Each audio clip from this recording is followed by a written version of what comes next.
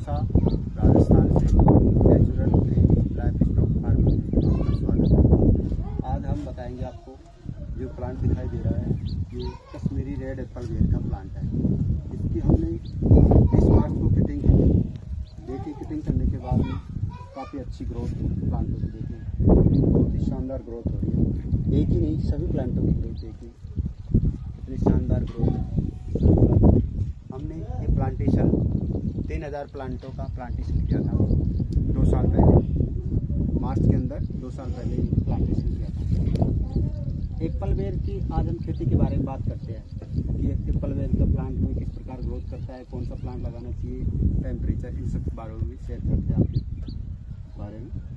Apple बेर का plant आप कहीं भी लगा सकते हो ऑल इंडिया के अंदर, केवल जहाँ पे बर्फबारी होती है उस जगह कुछ होती है, बाकी आप कहीं भी इसकी खेती कर सकते हो। ये कहीं भी कोई किसी भी मिट्टी में हो, किसी में भी कोई दिक्कत नहीं, अच्छी ग्रोथ करता है ये प्लांट। ये एक जंगली प्लांट है, काफ़ी हार्ड प्लांट है। एक बार इसको लगाने के बाद आपको इसकी ज़्यादा केयर करने की जरूरत नहीं है। एप्पल बेर के प्लांट आप किसी भी अपने जानकार नर्सरी वाले से ही लो, ताकि प्लांटों की क्वालिटी अच्छी होनी चाहिए।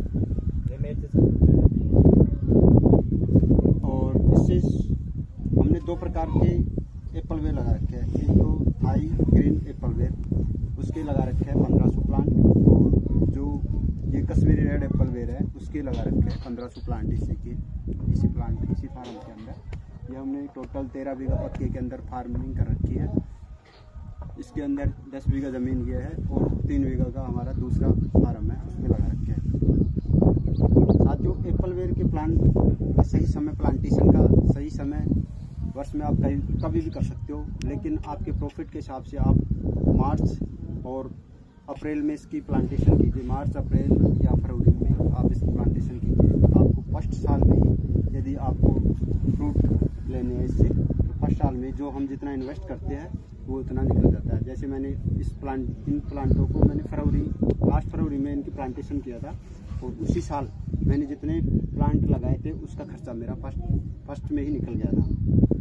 और इसकी प्लांटेशन के लिए जब भी नर्सरी से प्लांट ले हम किसी से भी, तो पौधे छोटे होने चाहिए, ज़्यादा बड़े पौधे की जरूरत नहीं है। क्योंकि जब भी हम इनकी प्लांटेशन करते हैं तो प्लांटेशन करने के लिए खड्डा 1.5 बाय 1.5 का खड्डा, और उसके खोद के 15 दिन पहले उसको अच्छी धूप लगनी चाहिए।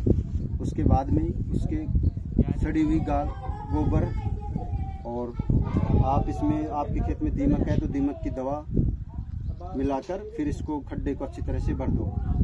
फिर वापस उसमें पानी डालिए।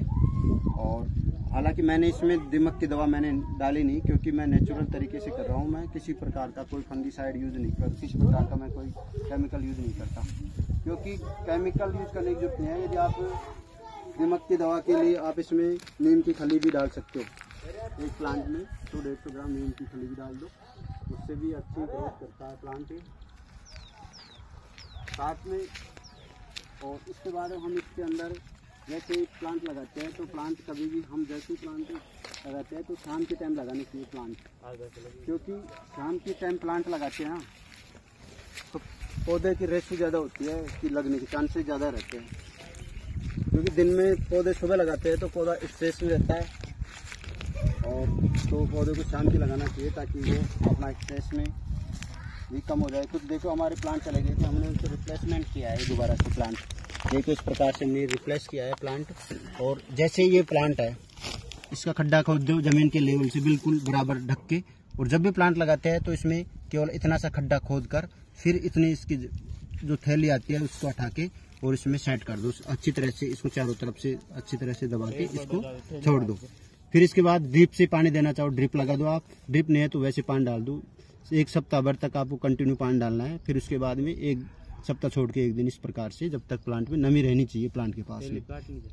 और इसके अंदर इस चीज का विशेष ध्यान रखना है कि प्लांट को जमीन के लेवल ही रखना है, क्योंकि हमें समस्या ये आती है कि जब प्लांट इसको उठाने होती है ना, तो इसके लिए हमें इस थैली को उठाते हैं 1-1.5 महीने बाद में। इस थैली को हम यहाँ से हटा देते हैं, रिमूव कर देते हैं, क्योंकि इसको रिमूव करने से क्या है, हमारे प्लांट की ग्रोथ ठीक होने लग जाती है। और इसकी सपोर्ट के लिए हमें इसके पास में कोई डंडी, बांस की डंडी लगानी होती है, तो क्योंकि ये कलम टूटनी नहीं चाहिए, क्योंकि ये टूट जाती है तो प्लांट हमारा क्या होता है, वो देसी बन जाता है, देसी नीचे से दूसरा प्लांट आ जाता है, वो देसी हो जाता है, उसमें कोई ग्रोथ कुछ प्लांट वगैरह कुछ नहीं आती, फ्रूट नहीं लगती उसके अंदर। इस चीज़ का विशेष ध्यान रखना होता है हमें। ठीक है किसान भाइयों। और पानी तो आपको पानी की कोई समस्या नहीं है, आप इसमें खारा पानी हो, नमकीन पानी वो भी चल जाता है, मीठा पानी में थोड़ा सा 20-19 का फर्क पड़ता है, ज़्यादा फर्क नहीं पड़ता इस चीज़ के अंदर। और इसकी हम मार्केटिंग की बात करें, मार्केटिंग की समस्या हमारे यहाँ तो कुछ भी नहीं आती, क्योंकि हम हमारे लोकल मंडी है उसी में सेल करते हैं, लोकल मंडी के अंदर ही सेल करते हैं। हमारे आसपास मंडी है, उसमें 20 से 25 रुपये किलो थाई एप्पल बेर चला जाता है। और कश्मीरी रेड एप्पल बेर, कश्मीरी रेड एप्पल बेर हमारा 30 से 35 रुपये किलो दुकान पे हम खुद सेल करके आते हैं। और इनकी जो थाई एप्पल बेर है और जो कश्मीरी रेड एप्पल बेर है, इनमें ये ज़्यादा फर्क नहीं पड़ता, दोनों बराबर है। आप अपने हिसाब से कोई सा भी प्लांट लगा दीजिए, दोनों बराबर का प्रॉफिट होता है, क्योंकि उसकी थाई एप्पल बेर मोटे होते हैं और कश्मीरी रेड एप्पल बेर होते हैं वो थोड़े हल्के पतले होते हैं। एक स्वाद में फ़र्क रहता है, वो थोड़े मीठे ज़्यादा होते हैं, ये थाई एप्पल बेर थोड़े मीठे भी कम होते हैं। यदि आप ऑर्गेनिक करोगे तो ये थाई भी बहुत शानदार मिठास होती है इनके अंदर और अच्छा स्वादिष्ट होता है। तो ऑर्गेनिक करने से ये तो बहुत ही ज़्यादा हमें प्रॉफिट मिलेगा, शाइनिंग भी अच्छी रहेंगी। देखिए हमारे पौधों में किस प्रकार से पत्तियाँ चमक रही है, किसी प्रकार का कोई रोग नहीं, कुछ नहीं, हम कोई केमिकल यूज़ नहीं करते इसके अंदर। खाद मैनेजमेंट के अंदर आप इसके अंदर हर साल 5 से 10 किलो खाद डालिए इसके चारों तरफ खुदाई करके, और इसमें कोई दिक्कत नहीं होंगी आपको एक बार। और इसकी इस बार हमने इसकी किटिंग कर दी, देखो साथियों, इस बार हमने ये किटिंग की थी 20 मार्च को। इसके बाद इसमें फुटान निकली है, देखो इस प्रकार से फुटान निकलती है। ये दोनों जगह से किटिंग की थी कटर के माध्यम से। और फर्स्ट साल में हमने यहाँ से किटिंग की थी, यहाँ से देखो इस प्रकार से। ये हर साल हम ऐसे कटिंग कर देते हैं, जैसे ही मार्च में फ्रूट तोड़ने के बाद में कटिंग कर देते हैं। इसके अंदर सितंबर के अंदर साथियों हमें एप्पल बेर लगाने से डिस्टेंस का बहुत ही विशेष ध्यान रखना है। देखिए डिस्टेंस मैंने लाइन से लाइन 12 फीट की दूरी पे है, ये प्लांट से प्लांट 12 फीट की दूरी पर लगा रहे हैं कश्मीरी रेड एप्पल। आपको नर्सरी वालों के ढांचे में नहीं आना है, उसको 12 बाय 12 पे, कम से कम 12 बाय 12 पे ही प्लांटेशन इसका करना है। 12 के अभी देखने की क्या टाइम है, अभी ये बिल्कुल दोनों की बिल्कुल जल्द मिल जाएंगी, 2 महीने बाद मैं आपको इसका बताऊंगा, बिल्कुल ये मिल जाएंगे, निकलने में भी समस्या हो जाएंगे। तो इस चीज़ का विशेष ध्यान रखना है, डिस्टेंस बनाए रखना है। और आपको ये पता है सितंबर के अंदर इनमें फ्लोरिंग होती है और इनकी हार्वेस्टिंग थाई एप्पल बेर में पहले होती है, और इसमें 1 जनवरी के वीक से हार्वेस्टिंग होने लग जाती है थाई एप्पल बेर में। और कश्मीरी रेड एप्पल बेर में फ्रूटिंग और वो तो साथ साथ होती है फ्लोरिंग तो, लेकिन इसका हार्वेस्टिंग लेट होता है कश्मीरी रेड एप्पल बेर में, ये होती है मार्च के अंदर। जो बाद में जब थाई एप्पल बेर हमारा टूटने लग जाता है तो इसके बाद में ये कश्मीरी बेर की स्टार्टिंग होती है।